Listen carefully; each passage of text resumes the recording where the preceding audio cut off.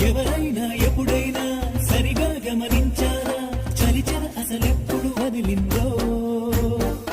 అణువణువు మురిసేలా చిగురాసలు మెరిసేలా తొలిసగుణం ఎప్పుడు ఎదురైందో